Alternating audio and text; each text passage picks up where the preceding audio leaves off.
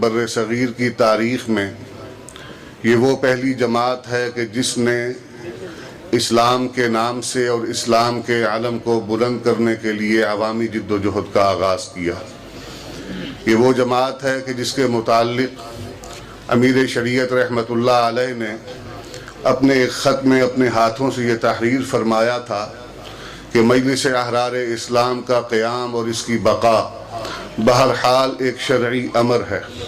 یہ وہ جماعت ہے کہ جس کو باقی رکھنے کے لیے مخالفین ہی نہیں، اپنوں کی زبردست مخالفت کا سامنا کرنے کے باوجود ابنائے امیر شریعت نے اس کے نام کو بلند رکھا اور اس عظیم تاریخ اور اس عظیم روایت کو زندہ رکھا کہ جس کے بغیر بر صغیر کی تاریخ کا ایک بہت بڑا باب نہ صرف کہ گمشدہ ہو جاتا بلکہ وہ اعلیٰ روایتیں جن میں قربانی ہے، ایثار ہے، خدمت خلق ہے اور ختم نبوت کی حفاظت ہے، یہ سب مسلمانوں کے سامنے سے محو ہو جاتی ہیں۔ تو آج الحمدللہ اسی جماعت کے ہم کارکن ہیں، اسی جماعت کے بڑے اور چھوٹے ہر برس یہاں اکٹھے ہوتے ہیں اور الحمدللہ یہ قافلہ روز افزوں ترقی کی جانب مائل ہے، اور اس کے پیچھے ہمارے اکابر کی دعائیں بھی ہیں اور ان کی محنتیں بھی ہیں۔ ہم تو انہی کی محنتوں کو لے کر چل رہے ہیں، اپنا تو کچھ نہیں، انہی کی محنتیں ہیں، انہی کی باتیں ہیں، انہی کے نقش قدم پر چلنا اپنے لیے سعادت سمجھتے ہیں، اسی پر جینا اور اسی پر مرنا اپنے لیے نجات سمجھتے ہیں۔ تو اللہ تبارک و تعالی اس جماعت کے ہر فرد کو اپنے اکابر کے ساتھ پوری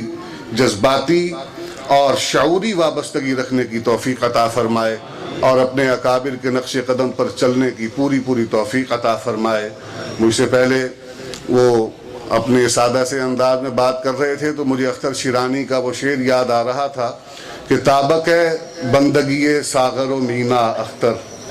اختر شیرانی مطلب وہ ایک دنیا دار قسم کا آدمی تھا اور ناؤ نوش سے بھی اس کی کافی وابستگی اور شغف رہا، لیکن اس نے بھی ایک وقت آیا کہ کہہ دیا کہ تابک ہے